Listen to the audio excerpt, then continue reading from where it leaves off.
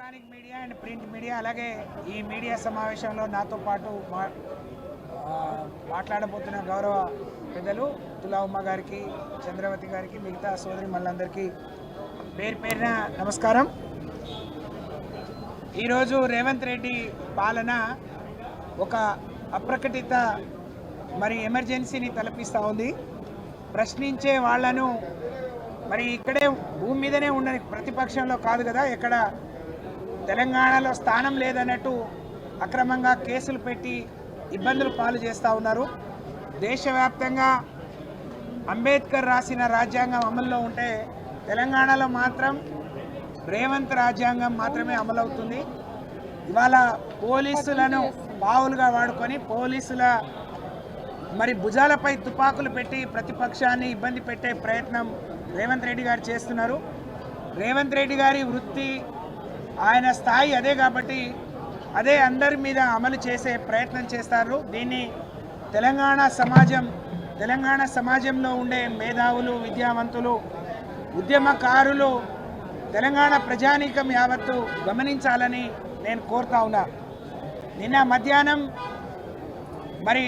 మా పార్టీ ఉపనాయకులు హరీష్ రావు గారు ఇక్కడ ప్రెస్ మీట్ పెట్టి తెలంగాణలో కాంగ్రెస్ పార్టీ అధికారంలోకి వచ్చినాక ఏ విధంగా అవినీతికి పాల్పడుతున్నారు, ఏ విధంగా మంత్రులు, రాష్ట్రాన్ని కాపాడాల్సిన మంత్రులే ఏ విధంగా రాష్ట్రం మీద పడి దోచుకుంటున్నారు, తెలంగాణ ప్రజలకు రావాల్సిన సంపద, తెలంగాణ ప్రభుత్వ సంపదను ఏ విధంగా దోచుకుంటున్నారో, దానికి ముఖ్యమంత్రి ఏ విధంగా నాయకత్వం వహిస్తున్నాడో చాలా స్పష్టంగా చెప్పిన తర్వాత నిన్న వారు చేసిన ఆరోపణలు కానీ వారు ప్రజల దృష్టికి తీసుకొచ్చిన అనేక విషయాలకు సమాధానం చెప్పలేని ఈ అవినీతి కాంగ్రెస్, ఈ చేతగాని కాంగ్రెస్ సాయంత్రానికి హరీష్ రావు గారి మీద సిట్ సమన్లు ఇవ్వటం దీనికి నిదర్శనం. ఎందుకంటే మంత్రుల అవినీతి మీద ముఖ్యమంత్రి మాట్లాడుతున్నాడు, ముఖ్యమంత్రి బయట పెడుతున్నాడు, వాళ్ళు ఎక్కడ దోచుకొని బాగుపడతారు అని ముఖ్యమంత్రి అవినీతి మీద మంత్రులు చెప్తున్నారు.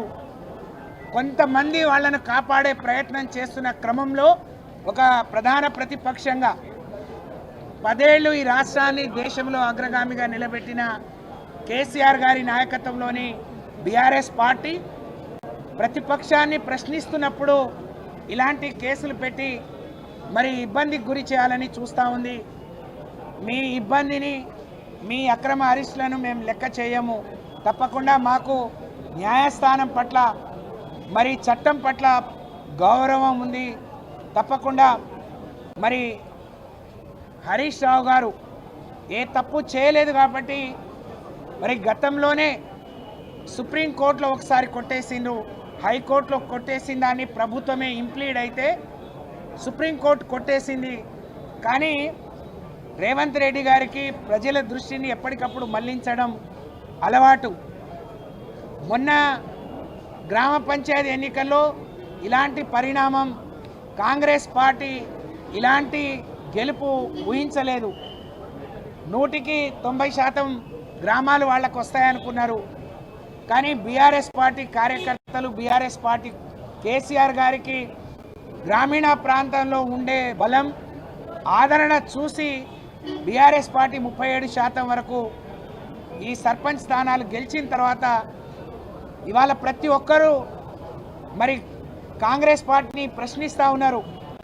మీరు ఇచ్చిన హామీలేంది, అమలు చేసినవన్నీ, చేయాల్సినవన్నీ అవన్నీ పక్కన పెట్టి ఎక్కడ పని వస్తే, ఎక్కడ కాంట్రాక్టులు వస్తే, ఎక్కడ కమిషన్లు తీసుకుందాం, ఎక్కడ దోచుకుందామనే, ఎవరైనా సహకరించకపోతే ఏ విధంగా ఇబ్బంది పెట్టాలనే పని మీద ఉన్నారు అని చెప్పి వీళ్లకు బుద్ధి చెప్పాలి అంటే ఎన్నికలు ఒకటే ఆయుధంగా గ్రామ పంచాయతీ ఎన్నికల్లో వారు తీర్పిచ్చిన తీరు చూసిన తర్వాత మున్సిపల్ ఎన్నికలు వస్తున్నాయి కాబట్టి హరీష్ రావు గారిని మళ్ళీ బదనాం చేయాలి, బీఆర్ఎస్ పార్టీని బదనాం చేయాలనే ఒక కుట్రపూరితంగా ఈ కేసును సీట్ చేతికి ఒప్పజెప్పిండ్రు.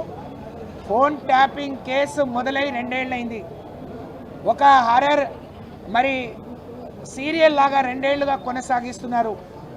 ఒక ఐఏఎస్ ఆఫీసర్, ఐపీఎస్ ఆఫీసర్ని వయస్సును అనుభవాన్ని కూడా గౌరవించకుండా రోజు కస్టడీలోకి తీసుకొని రోజు ప్రశ్నించి వేధిస్తూ ఉన్నారు.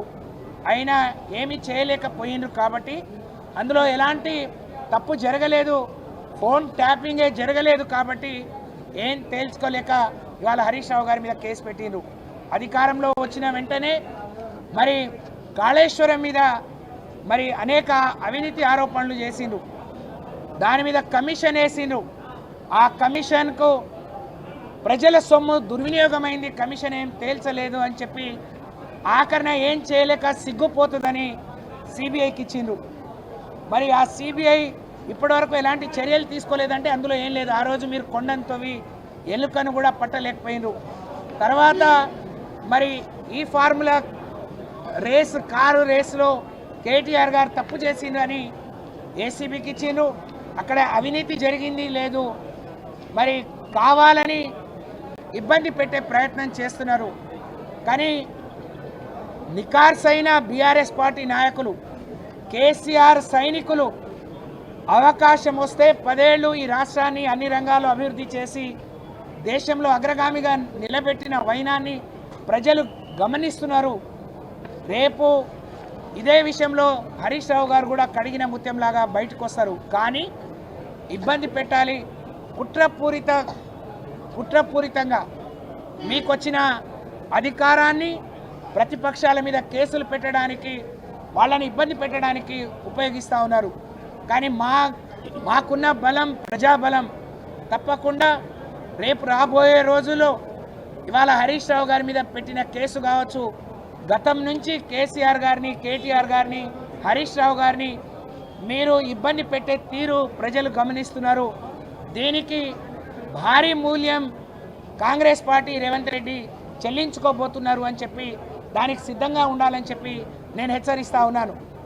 మీరు ఇన్నిసార్లు ఇందులో తప్పు జరగలేదని సుప్రీంకోర్టు, హైకోర్టు కొట్టేసినాక పోలీస్ అధికారులను అడ్డం పెట్టుకొని, అధికారాన్ని అడ్డం పెట్టుకొని మీరు కొత్తగా మళ్ళీ సిట్ వేసి దాంట్లో నిన్న అంటే మీ అవినీతి ఎన్ని రకాల అవినీతి చేస్తున్నారో ప్రజలు గమనిస్తూ ఉన్నారు. నిన్నటికి నిన్న మరి సింగరేణి బొగ్గు గనుల్లో జరిగిన అవకతవకలు, ఇవాళ బీజేపీ పార్టీ కూడా ఎప్పుడు మరి మమ్మల్ని విమర్శిస్తుంది.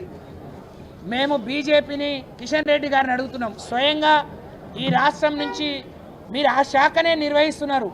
కేంద్రం వాటా 49% ఉంది.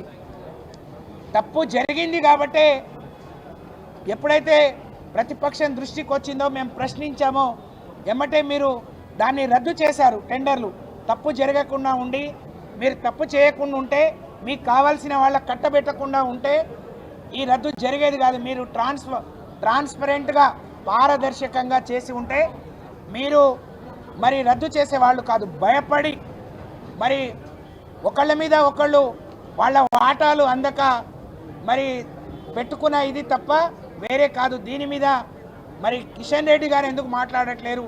ఈ కండిషన్కి ఆయన ఎందుకు ఒప్పుకున్నాడు? కొంతమంది వ్యక్తులకు లాభం కూర్చే విధంగా టెండర్లో మార్పు తీసుకొస్తుంటే కేంద్ర ప్రభుత్వం, కిషన్ రెడ్డి గారు, బీజేపీ ఎందుకు ఊరుకుందో ప్రజలకు సమాధానం చెప్పాలని మేము డిమాండ్ చేస్తున్నాం.